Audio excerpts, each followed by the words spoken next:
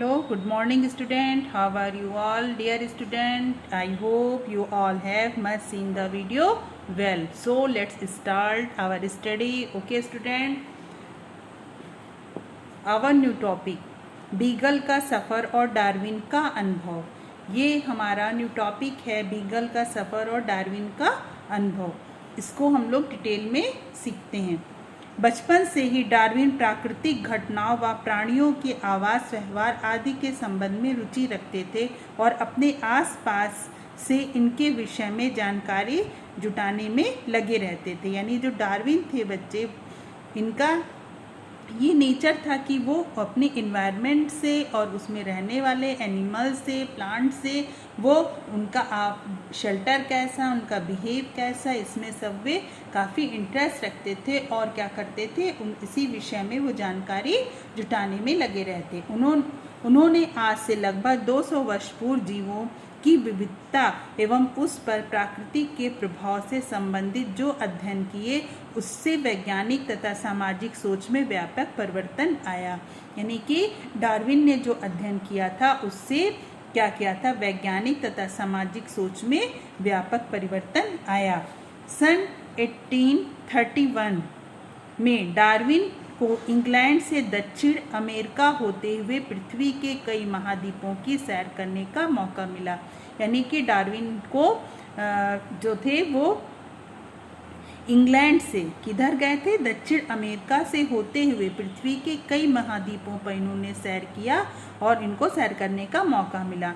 Darwin का कप्तान के साथी के रूप में HMS बीगल नामक जहाज में में अन्वेषी यात्रा करनी थी। उन्होंने कप्तान साथी के रूप में क्या, डार्विन को कप्तान के साथी के रूप में किस में किया था, HMS बीगल नामक जहाज में अन्वेषी यात्रा करनी थी, जिसमें नक्शा तैयार करना था। यानी उन्होंने जो यात्रा करनी थी उसमें उनको क्या तैयार करना था, नक्शा तैयार करना था, इलाकों की खनिज संपदा और जीव विविधता का अध्ययन इत्यादि करना था। जहाज में रहने और अध्ययन करने के कक्ष के अलावा एक अच्छा पुस्तकालय भी था। यानी जिस जहाज पर ये यात्रा कर रहे थे उसमें उनके रहने के अलावा एक लाइब्रेरी भी थी, एक अच्छा सा पुस्तकालय भी था। बीगल का सफ़र 27 दिसंबर 1831 से शुरू होकर 2 अक्टूबर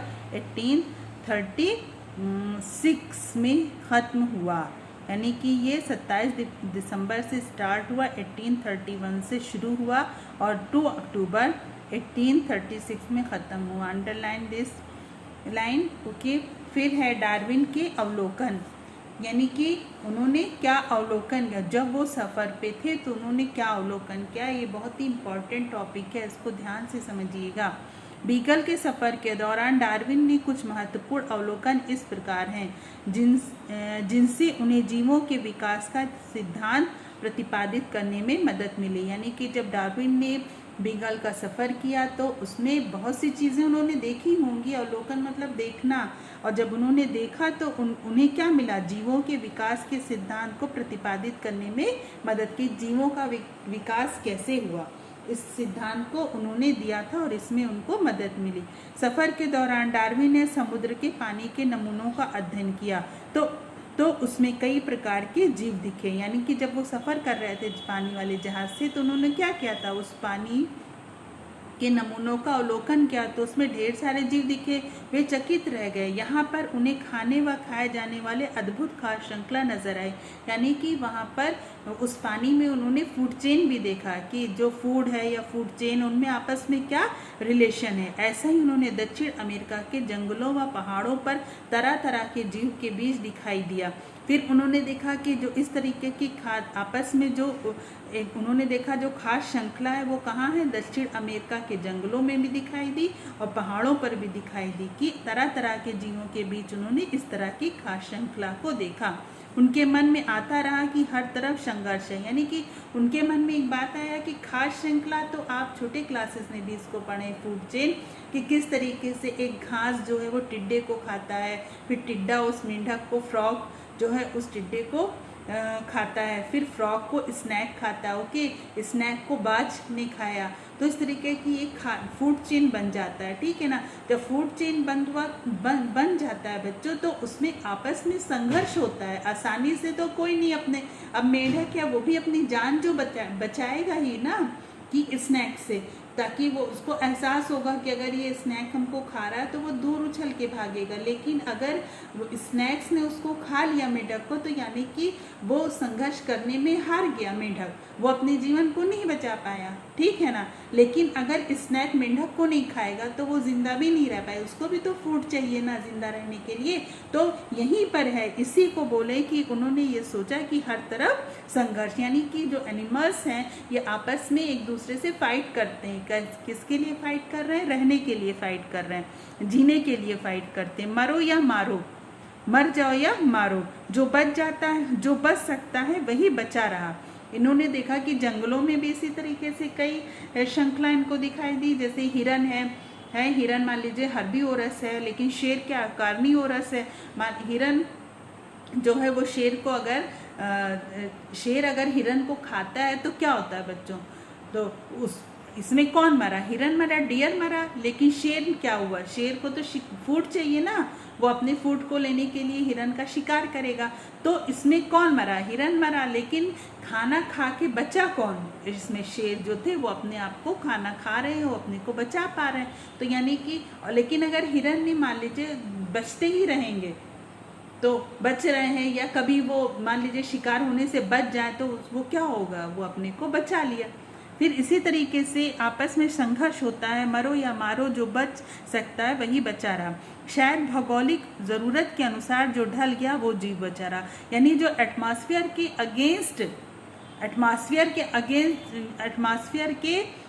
अगेंस्ट जो अपने को नहीं जान उसकी के मतलब जो एटमॉस्फेयर है, मान लीजिए बच्चों, जैसे मान लीजिए गर्म जलवायु है, यहाँ पे गर्म है, हॉट एटमॉस्फेयर है, हॉट एटमॉस्फेयर में जो उसी के अकॉर्डिंग नहीं ढल पाया, यानी उसके अगेंस्ट जो चला गया, तो वो वहाँ पर वो नहीं बच पाएगा। जैसे डायनासोर जो थे वो हॉट एटमॉस्फेयर गर्म जलवायु के वातावरण में रहने वाले एनिमल्स थे। लेकिन वो क्या हुआ फिर बाद में, वो जब धीमे धीमे एटमॉस्फेयर चेंज हुआ तो वो अपने आप को उस एटमॉस्फेयर के अकॉर्डिंग नहीं ढाल पाए, तो क्या हुआ? वो धीमे धीमे वो वहाँ से डिस्ट्रॉयड होने। इसी तरीके से भौगोलिक ज़रूरत के अनुसार भी जो ढाल लेता है वही जीव बच जाता है। फिर है नेक्स्ट पॉइंट है उष्ण कटिबंधीय जंगलों में कई विविध प्रकार के प्राणियों और उनके आवास का अवलोकन डार्विन ने पहली बार किया था। डार्विन ने वहाँ के कटिबंधीय जो थे उष्ण कटिबंधीय जंगलों में उन्होंने विविध प्रकार के प्राणियों और उनके आवास का अवलोकन किया। दक्षिण अमेरिका पहाड़ी के ऊपर उन्होंने ऐसी चट्टान मिली जिसमें समुद्र जीवों के अवशेष, यानी उन्होंने दक्षिण अमेरिका की पहाड़ी पर उन्हें कुछ चट्टानें मिली जिसमें समुद्री जीवों के जीवाश्म मिले। साथ ही उन्हें एक ऐसे भूकंप का अनुभव हुआ जिससे समुद्र की सतह लगभग 3 मीटर तक ऊंची हो गई।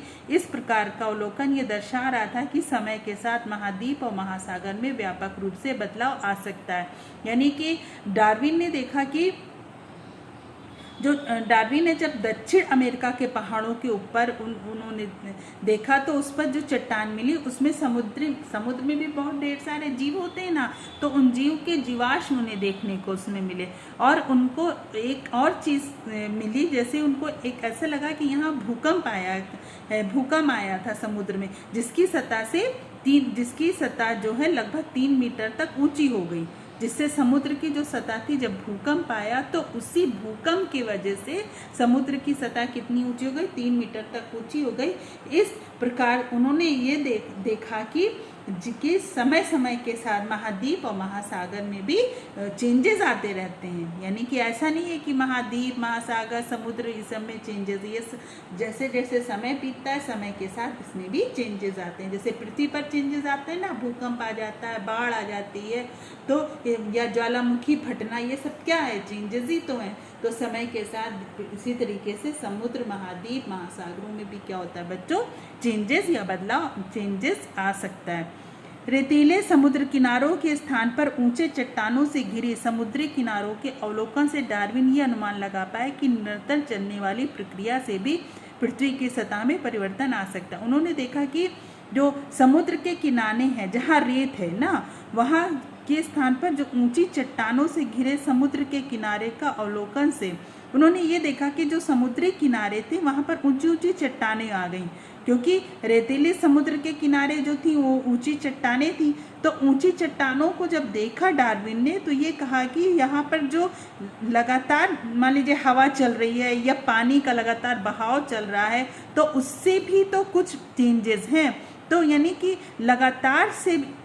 लगातार चलने वाली प्रक्रिया से भी पृथ्वी की सतह में परिवर्तन आ सकता है। जैसे लगातार कहीं हवा चलती तो एक जगह से रेत उड़कर दूसरी जगह इकट्ठा हो जाती है, तो ये भी क्या है, ये लगातार होने वाला परिवर्तन है। लेकिन भूकंप जैसे अचानक आया, फिर ढेर सारा भूकंप आया, उससे ज़मीन खिसक के इधर उधर हो गई, चट्टानें टूटी, चट्टानें खिसक के इधर उधर हो गई, तो उसमें क्या हुआ, तो समय के साथ ना आता, रोज़ तो भूकंप नहीं आता, वो समय के साथ आने वाला परिवर्तन हुआ। और ये निरंतर चलने वाला प्रक्रिया जो अभी रेतीले समुद्र के किनारे चट्टानें जब उनको मिली तो इस तरीके से उन्होंने देखा कि पृथ्वी की सतह पर भी परिवर्तन आता है और निरंतर चलने वाली प्रक्रिया से आता है। नेक्स्ट पॉइंट है, विशालकाय विलुप्त स्तनधारियों, सरीसृप इत्यादियों के जीवाश्म से उन्हें पता चला कि पूर्व के जीव और वर्तमान के जीव में विभिन्नताओं के साथ साथ समानता भी है।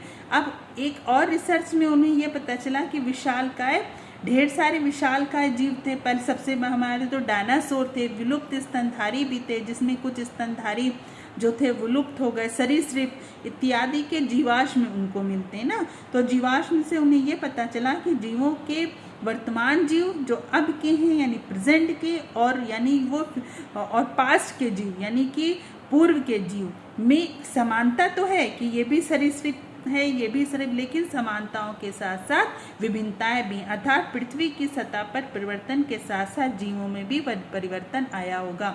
उन्होंने ये सोचा कि जो पृथ्वी की सतह तो में परिवर्तन आ रहा है, लेकिन पृथ्वी की सतह में परिवर्तन के साथ साथ किसमें परिवर्तन आया होगा, जीवों में भी परिवर्तन आया होगा। तो ये सब क्या था, डार्विन ने अवलोकन किया कब, जब वो बीगल सफ़र पर यानी उस यात्रा के दौरान गए थे उन्होंने रिसर्च किया और उन्होंने ये देखा जब रिसर्च करते टाइम कि किस तरीके से परिवर्तन आया। और बीगल का सफ़र कब शुरू हुआ था, बीगल का सफ़र था वो 27 दिसंबर 1831 से शुरू हुआ तथा 2 अक्टूबर 1836 में समाप्त हुआ। ये सफ़र किसने किया था बच्चों, ये सफ़र डार्विन ने किया था। तो अगर आपसे क्वेश्चन ये पूछा जाता है कि बीगल का सफ़र किस वैज्ञानिक ने किया था, तो आप कह सकते हैं बीगल का सफ़र डार्विन ने किया था। और अभी आपने उन बहुत ढेर सारे पॉइंट देखा। पहला पॉइंट था कि आपस में जब जो बताया था डार्विन ने, जो अवलोकन किया उसमें बताया कि हर तरफ संघर्ष है, मरो या मारो, ठीक है, जो बच जाता है वही रह पाता है और जो नहीं बच जाता वो खत्म हो जाता है। उन्होंने उष्णकटिबंधीय जंगलों में भी उन्होंने विविध प्रकार के प्राणियों और आवास का अवलोकन किया, जो डार्विन ने पहली बार किया था। इसी तरीके से वो जब समुद्र की सतह पर उन्होंने देखा कि समुद्र की सतह में भी क्यों चेंजेस आता है, भूकंप से आया, समुद्र की सतह क्यों इतनी ऊंची हो गई 3 मीटर, इसमें भूकंप आए, तो इसका यह अनुमान निकला कि सिर्फ पृथ्वी की सतह पर ही नहीं परिवर्तन होता बल्कि समुद्र की सतह पर महाद्वीप और महासागर में भी व्यापक रूप से बदलाव आता रहता है। इसी तरीके से रेतीली समुद्र के किनारे जब उन्हें समुद्र के किनारों पर जो ऊंची चट्टान मिली तो ये कहाँ से आई, ये निरंतर चलने वाली प्रक्रिया से आई। जैसे कि पानी के बहाव से या हवा के चलने से लगातार रेत खिसकती गई और उससे एक चट्टान का रूप बन गया, ये निरंतर चलने वाली प्रक्रिया हुई। इसी तरीके से उन्होंने अपना देखा कि जो हमारे अब के जीव हैं यानी कि जो प्रेजेंट में पाए जाने वाले एनिमल्स हैं और पास्ट में पाए जाने वाले एनिमल्स यानी कि पूर्व के एनिमल्स में उन्होंने ढेर सारे समानताएं भी देखी आपस में यानी और डिफरेंस भी देखे, सिमिलरिटीज़ और डिफरेंस उन्हें दोनों नज़र आए। तो बच्चे ये पॉइंट था, मैंने इसको फिर से इसको क्लियर कर दिया है, इसको आप अच्छे से पढ़िएगा और ध्यान रखिएगा, बहुत ही इंपॉर्टेंट टॉपिक है बीगल का सफ़र। और बीगल के सफ़र के दौरान डार्विन ने क्या क्या अवलोकन किया ये भी आपको अच्छे से समझाया गया, इसको ध्यान से देखिएगा। यहाँ पर देखिए आपकी बुक में है, क्या आप जानते हैं 1938 में अफ्रीका तट के किनारे जब मछुआरों ने एक मछली जैसा जीव पकड़ा तब तहलका मच गया, क्योंकि तब तक ये मान्यता थी कि डायनासोर के साथ ही ये विलुप्त हो गए। ठीक है, इसे सीलकेंथ नाम दिया गया, इसे सीलकेंथ नाम दिया गया। इनमें से कुछ विशेषताएं, इनकी कुछ विशेषताएं उभयचरों की थी तो कुछ मछलियों की। उभयचर बच्चे आप सब जानते हैं जो लैंड पर भी रह पाते हैं और पानी में भी, वाटर में भी रह पाते हैं, यानी कि इनमें जल और ज़मीन दोनों पे पानी पाए जाने वाली समानता होती है ना, इसलिए ये दोनों की जो करेक्टर होते हैं तो उभयचर होते हैं। जैसे हमारा मेढक, ये क्या है, एक उभयचर प्राणी है, दोनों में रह पाता है ना, ज़मीन पे भी देखिए रह पाता है और पानी में भी रह पाता है। इसी तरीके से मगरमच्छ, ये भी दोनों पे रह पाता है, पानी में भी रह पाता है और ज़मीन में भी रह पाता है। तो ये हमारे क्या है, ये सब हमारे उभयचर प्राणी। जैसे सिलामेंडर, ये तो अब विलुप्त हो गए बच्चों, ये पहले पाए जाते थे। ये भी क्या था, एक हमारा एम्फीबियंस यानी उभयचर एनिमल्स था, एम्फीबियंस। तो ये जो सीलकेंथ था बच्चों, इसको भी क्या कहा कि इसमें भी दो कैरेक्टर थे, एक एम्फीबियंस के, दूसरे फिश के। ओके, तो एम्फीबियंस के कैरेक्टर थे और ये मानना था कि जो सीलकेंथ है ये डायनासोर के समय से क्या हो गए थे, विलुप्त हो गए, खत्म हो गए। लेकिन जब इसको मछुआरों ने पकड़ा तब उनके बीच एक तहलका मच गया और फिर था उस समय ये मानना था कि इनका विकास रुक गया था, अतः इसे लंबे समय तक जीवित जीवाश्म कहा गया। इनका विकास रुक गया और इसे लंबे समय तक क्या कहा, जीवित जीवाश्म कहा। परंतु अब हम जान गए हैं कि इनमें विकास की प्रक्रिया अभी भी हो रही, इसीलिए इन्हें जीवित जीवाश्म कहना ठीक नहीं होगा। लेकिन अब हम जान गए कि नहीं, अब अभी भी इस सीलकेंथ में विकास हो रहा है और इनमें विकास की प्रक्रिया चल रही है, इसीलिए इनको जीवित जीवाश्म कहना सही नहीं होगा। नेक्स्ट पेज पे टॉपिक है गलापागोस के द्वीप समूह पर डार्विन के कुछ विशेष अवलोकन। अब उन्होंने जो द्वीप समूह पर गए थे उसमें एक नाम था गलापागोस, ठीक है ना। गलापागोस के द्वीप समूह पर डार्विन के कुछ विशेष अवलोकन। देखिए, दक्षिण अमेरिका के इक्वेडोर नामक देश के पास स्थित गलापागोस टापुओं पर अब बीगल पहुंचा तो डार्विन को व्यापक अध्ययन करने का मौका मिला। यानी कि गलापागोस क्या था, एक टापू था। जब ये अपने यात्रा पे थे, सफ़र पे थे, जब तो इन्होंने देखा कि गलापागोस टापू पर जब बीगल पहुंचा। बीगल क्या था बच्चों, बीगल जहाज का नाम था, ठीक है ना। तो पहुंचा तो डार्विन को व्यापक अध्ययन करने का मौका मिला। टापुओं पर इस समूह में कई छोटे छोटे टापू थे जो ज्वालामुखी या लावा से बने थे। तो यानी देखिए, अभी भी आप यहाँ पर देख रहे हैं ना कि गलापागोस टापू पर और टापू कहाँ से बने, ये भी किसके द्वारा बने, ज्वालामुखी के फटने से बने। इसीलिए गलापागोस पर एक और छोटे छोटे टापू थे जो ज्वालामुखी से बने। गलापागोस के टापुओं के कैक्टस तथा अन्य पौधे, छिपकली, पक्षी, कछुए, वर्मी, अर्माडिल्ली आदि को डार्विन ने अध्ययन किया। चित्र 5 में देखी है ना, गलापागोस पर वन गोहेटा जैसा जीव है। फर्स्ट देख रहे हैं इस जीव को, ये एनिमल्स को, आपकी बुक में साफ से बना हुआ है जैसा जीव, जो कितना है 80 से 100 सेंटीमीटर, लगभग 1 मीटर ना। ये दूसरा है हंस जैसा बूबी नामक पंछी, ये हंस जैसा। तीसरा है कैक्टस, ये जो कितना है 800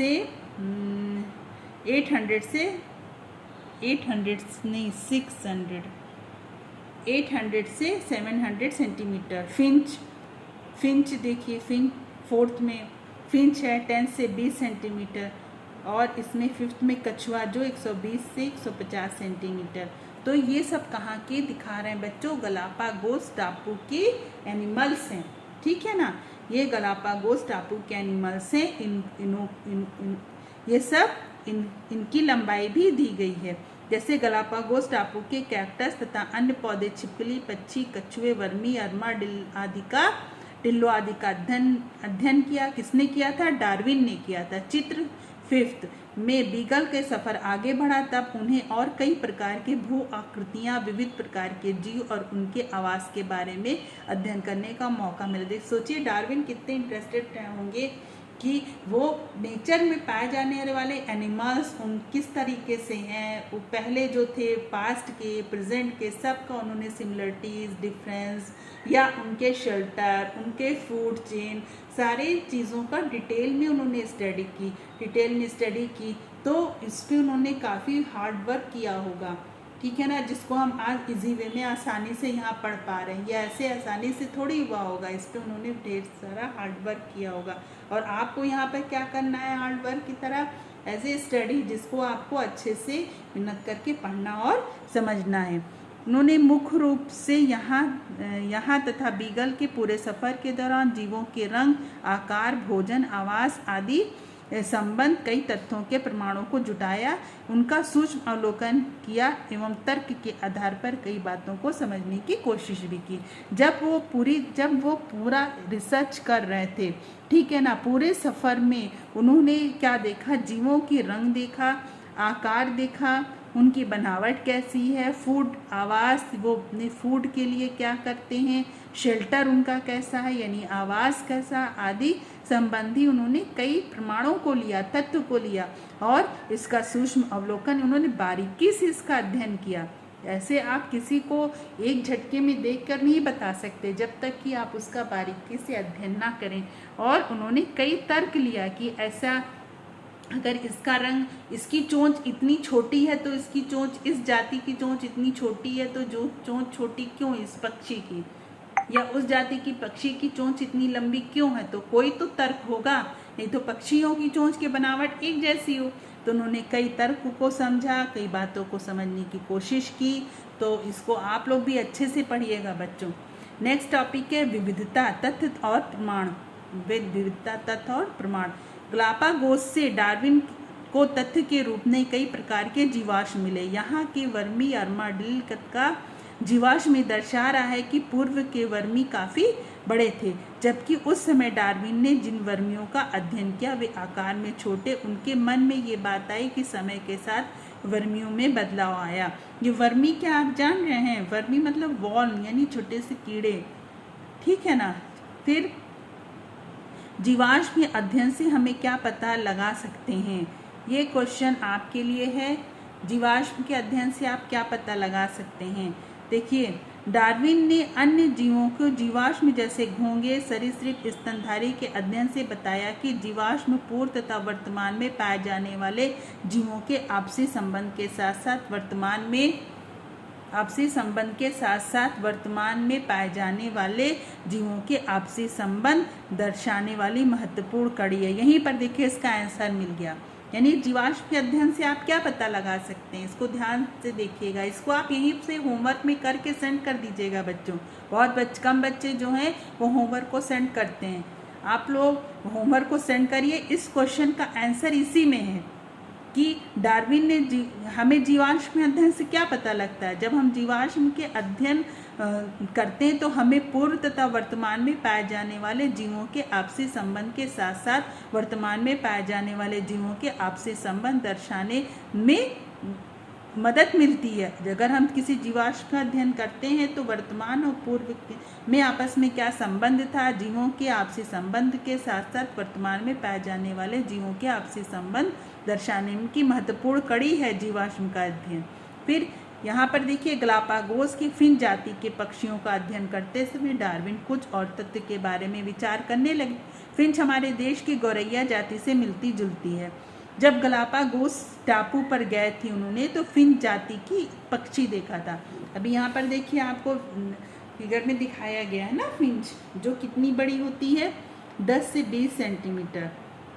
बहुत बड़ी सी तो नहीं होगी, 10 से 20 सेंटीमीटर। जैसे कि ये गौरैया आप देखते हैं ना घरों में, अक्सर आपके सबके घर में आती गौरैया, उसको सब देखते होंगे, वो उसी तरह की एक छोटी सी पक्षी है फिंच, जाति से मिलते जुलते हैं। देखिए, गलापागोस में डार्विन ने लगभग 15 अलग तरह की फिंच का अध्ययन किया। उन्होंने गलापागोस टापू पर सिर्फ एक फिंच का अध्ययन नहीं किया था, उन्होंने अलग अलग टापुओं पर मिलने वाले फिंच को, मतलब 15 तरह के फिंच का अध्ययन किया। उन्होंने देखा कि वैसे तो सारे फिंच एक जैसे, मगर अलग अलग टापुओं पर मिलने वाले फिंच थोड़े अलग थे। उन्होंने ये देखा कि सारे फिंच तो लगभग सब एक जैसे हैं, लेकिन फिंच जाति अगर आप बोलेंगे तो आपको लगेगा झटके में सब एक जैसे हैं, लेकिन जो गलापागोस के टापू थे ना, एक टापू के अलावा भी कई टापू थे वहाँ पर जो ज्वालामुखी फटने से बड़े थे, तो वो हर टापू पर जो फिंच पाए जाने वाले थे वो क्या थे, वो थोड़े अलग थे। फिर खासकर उनकी चोंच और पंख के रंग में बहुत अंतर नजर आया। उनको किस में नजर अंतर आया? किसमें आया? फिंच की चोंच और पंख में। डार्विन अंतर नजर आया। फिंच की चोंच को नापा तो वो आश्चर्यचकित हुए, उनकी चोंच इतनी विविधता कैसे। उन्होंने जब देखा कि हर टापू पर पाए जाने वाले फिंच की चोंच को नापा तो सब जो थी वो अलग अलग थी। उन्होंने आपस में विविधता देखा, डिफरेंसेस देखा, बायोडाइवर्सिटी देखा। उन्होंने देखा कि अलग अलग चोंच वाले फिंच का भोजन भी अलग अलग है, यानी कि कुछ बीज खाते हैं तो कुछ फल खाते हैं, कोई कीड़े खाते हैं तो कोई फूल का रस चूसते हैं। उन्होंने ये देखा कि जो फिंच जाति के जो पक्षी हैं वो सब एक ही जाति हैं, लेकिन जो टापू, जो अलग अलग टापू पे जो पाए जाने वाले थे उनकी चोंच भी अलग अलग थी। इनमें से उनका भोजन भी अलग अलग था, जैसे कि कोई कीड़ा खाने वाले फिंच, ठीक है, कैक्टस का फल व फूल खाने वाले फिंच, फिर कलियों को खाने वाले फिंच, बीज खाने वाले फिंच, यानी कि इन सब की फिंच की देखिए चोंच अलग अलग लग रही है ना। तो ये सब क्यों अलग अलग हुई? जाति तो एक है लेकिन चोंच अलग क्यों? क्योंकि ये जब तरह तरह का भोजन खाने लगे तो उस भोजन को खाने के लिए, यानी उस फूड को खाने के लिए इनकी चोंच भी वैसी ही हो गई। इनकी चोंच भी वैसे ही हो गई। जैसे गलापागोस के टापू पर किसी टापू पर कीड़े थे तो कहीं पर पौधे, जिनके बीज कठोर आवरण वाले थे तो कहीं नर्म फल वाले पौधे भी थे। जितनी विविधता चोंच में थी उतनी ही विविधता खाद्य संसाधनों की उपलब्धता में भी दिखाई दी, अर्थात कार्य के अनुसार चोंच में विविधता आई। मतलब कि कोई तो कठोर बीज खाता था, कोई तो कठोर बीज खाने वाले जो फिंच थे उनकी चोंच देखिए इस तरीके से चौड़ी होकर कठोर हो गई। कोई नर्म फल खाने वाले बीज थे, यानी कैक्टस के फल व फूल खाने वाले, तो उनकी चोंच इस तरीके से नुकीली और लंबी हो गई। और कलियां खाने वाले की देखिएगा थोड़ी और छोटी हो गई, और कीड़े खाने वाले की और लंबी, थोड़ी सी लंबी दिख रही है ना, लंबी हो गई। तो मजबूत, यानी कि जो कार्य सबका अलग अलग हो गया। यानी किसी को कठोर चीज़, किसी को हार्ड चीज़ खाना है कठोर, तो किसी को सॉफ्ट यानी नर्म खाना है, तो किसी को वर्मी यानी कीड़े उड़े खाना है। तो इस तरीके से सबके खाने के अनुसार उनके क्या हुआ, उनके वर्ग के अनुसार उनकी चोंच में बदलाव आ गया। फिर डार्विन का मानना था कि फिंच इक्वेडोर चित्र 3 में देखें, चित्र 3 में उड़कर गलापागोस पहुंचे तो फिर अलग अलग टापुओं में अलग अलग परिवेश में रहने लगे, जिससे संभव हुआ होगा क्योंकि फिंच प्रजाति में विविधता है। उन्होंने देखा कि जब आपस में ये अलग अलग टापू में रहने लगे तो उनके परिवेश यानी कि उनके रहने में भी डिफरेंस होने लगा, जीने लगी, इसीलिए फिंच प्रजातियों में भी बायोडाइवर्सिटी दिखाई दी। एक जैसी चोंच वाले पूर्वजों से कार्य के अनुसार फिंच की चोंच में विविधताएं सजातीय लक्षण था और डार्विन ने एक महत्वपूर्ण प्रमाण में, मतलब कि एक जैसी चोंच वाले पूर्वजों से कार्य के अनुसार, पूर्वज तो सब एक जैसे थे, यानी कि जो फिंच थे, फिंच जाति के जो पूर्वज थे वो तो सब एक ही जैसे रहे होंगे, लेकिन जब वो अलग अलग टापुओं पे उड़ के गए तो कार्य के अनुसार फिंच की चोंच में भी विविधता दिखाई दी, जिससे सजातीय लक्षण था, जो क्या था, होमोलॉगस कैरेक्टर था, ये सजातीय लक्षण था और डार्विन ने इसे एक महत्वपूर्ण प्रमाण माना। सजातीय लक्षण क्या है, आइए इसका अवलोकन एक क्रियाकलाप से करें, पहले पौधों में फिर जंतुओं में। तो बच्चों नेक्स्ट वीडियो से हम इसको क्लियर करेंगे कि homologous character, what is a homologous character, यानी सजातीय लक्षण क्या है। तो अभी बच्चों आपको होमवर्क में सिर्फ एक क्वेश्चन के आंसर को सेंड करना है, अच्छे से करके बच्चों इसको सेंड कर दीजिएगा, ठीक है। तो सारे बच्चे कोशिश करेंगे इस होमवर्क को करने की। ओके बच्चों, अपनी फेयर नोटबुक को अच्छे से बना लीजिएगा, उसी पर ये क्वेश्चंस को करिएगा और करके सेंड करिएगा। ओके बच्चों, टेक केयर, बाय बाय।